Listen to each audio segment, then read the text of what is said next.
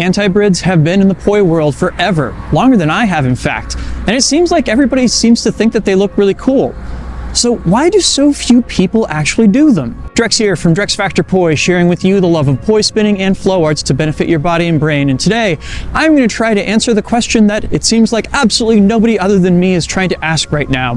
Why aren't antibrids more popular? But before we dive in, I do just want to give a quick shout out to the friends of the channel. Big thanks to Dark Monk, Fire Mecha, Flow Fests, Flow Toys, Juggling Calling, Pyroterra Light Toys, Spinballs, and Ultrapoi for helping to make the videos on this channel possible. You can learn more about all of these awesome companies and the work that they're doing to support flow artists like yourself by checking out the links that I have down in the description of this video. And special thanks to the non-business friends of the channel, Lain Mochinsky and Pekha Pekkonen. Thank you both so much for supporting my channel, my work, and my mission. So it appears that DC is starting to very gingerly warm up for the spring. We've been experiencing a bunch of cold snaps throughout February and the beginning of March, and now it appears as though the trajectory of temperatures is actually going up, which is great because I have been cooped up inside way too much lately, and I'm glad to get outside. But all that's neither here nor there. We're here to talk about antibrids, and antibrids have a long storied history in the poi world. They definitely predate me. The first time I became aware of them was actually in the Arizona transmission video that Alien John and Zan Moore uploaded way back in, I want to say it was 2009. Among the many tricks they demoed in that included antibrids such as isolation versus cat-eye, as well as triquetra versus static spin. Later on, I got exposed to the work of Rona McLaughlin, Yuta Imamura, and Ivan Melgorbinov, all of whom made antibrids an interesting and intriguing part of their flow. And I was utterly captivated by them. I made it a point to add them into my flow and use them whenever I could, so much so that people began to identify this particular type of trick with my style, which came as news to me because as far as I was concerned, I was just ripping it off from the artist who'd inspired me. But hey, Zan didn't invent Zan's diamond either, so I guess that's just how it goes sometimes. But then I started to notice something kind of weird. Like every time I posted a video that heavily featured the use of antibrids or antibrid transitions, I would get a mountain of positive feedback. And yet, I never saw most other people doing them at all. There would always be a small handful of people, of course, but strangely enough, for as much as people seem to like them, very few people were doing them. So why on earth would this be? Why would there be a kind of poi trick that people seem to universally love and has been around for more than a decade and a half and counting, and still it winds up being practiced by a very small number of people? So I have some thoughts on this, and I'm going to share them with you in this video. I think that there are 5 major reasons why antibrids never took off and became more popular. And I think there are some reasons why we should change this. So reason number 1, and this is really stupid and kind of shallow, but antibrids just have such an odd name. It's really a portmanteau of 2 other words, that is anti-spin, which is incredibly specific to poi, and hybrids.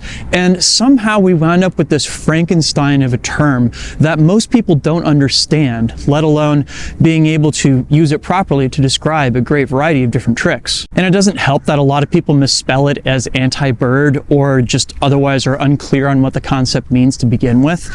So it's one of these cases where we have a bit of jargon that then becomes kind of a unintentional gatekeeper, keeping people from actually getting to enjoy the thing. Reason number 2, and admittedly this is connected somewhat to reason number 1, is that it's not the easiest concept to get your head around.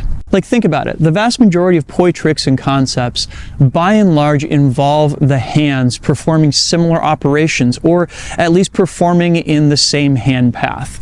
Antibrids require us to throw this concept out the window, and, you know, even a lot of, say, VTG hybrids still happen with the hands both tracing out the same circle.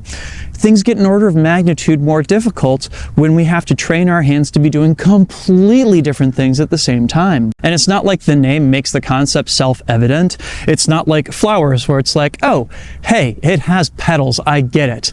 This is one of those concepts where not only do you first have to understand what a flower is, you also have to understand what a hybrid is, you have to understand what anti-spin is, and you have to understand that there is a particular hand path that can be traced out that the poi can then follow.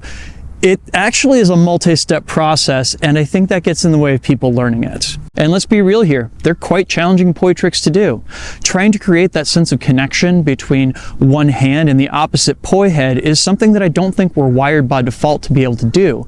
I don't think it's something that we're wired to do even if we have a good background in poi. It takes a whole extra set of training in order to get there. And that becomes particularly true of some of the more exotic antibrids. For example, one of my first claims to fame as a tech spinner was learning how to do isolation versus horizontal cat-eye, which at the time I was learning that trick, there were less than a dozen people in the world that could do it. Now, a decade and a half on, it's still only a small handful of people that I've seen be able to demonstrate this trick. You would think that this would become one of those things that would become more normalized over time, but instead, it's remained really exotic. Not just because the techniques are difficult, but because the core tricks that it's made out of are also really difficult. And let's also be honest about this, antibrids and traditional poi spinning are not a really great match for each other. Finding ways to go back and forth between the hands sharing a particular circular path versus having one hand offset from the other, well, it requires some pretty awkward transitions to get there. If I'm going to be honest with you, I have spent years and years and years trying to find transitions to go back and forth between these two hand alignments.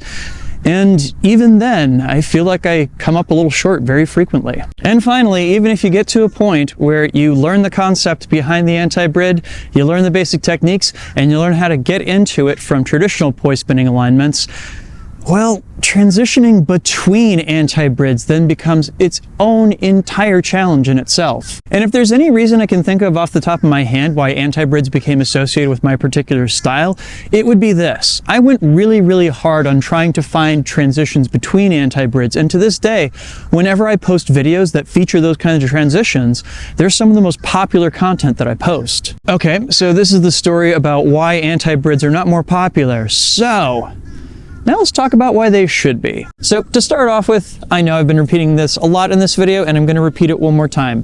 Antibrids look cool.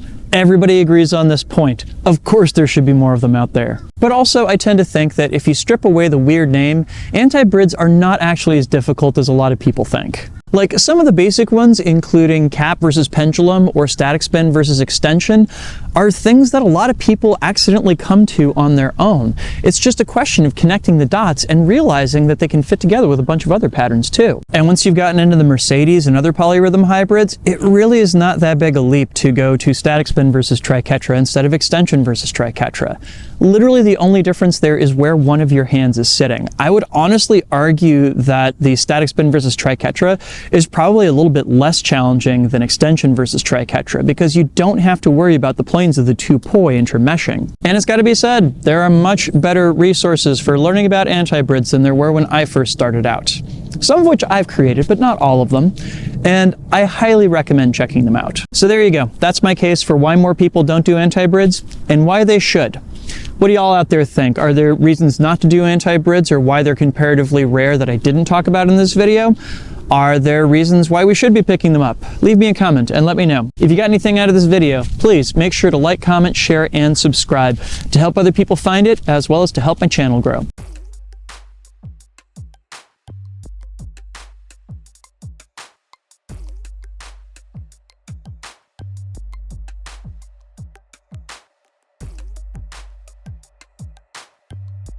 This video would not be possible were it not for the kind support of all of these lovely people right here.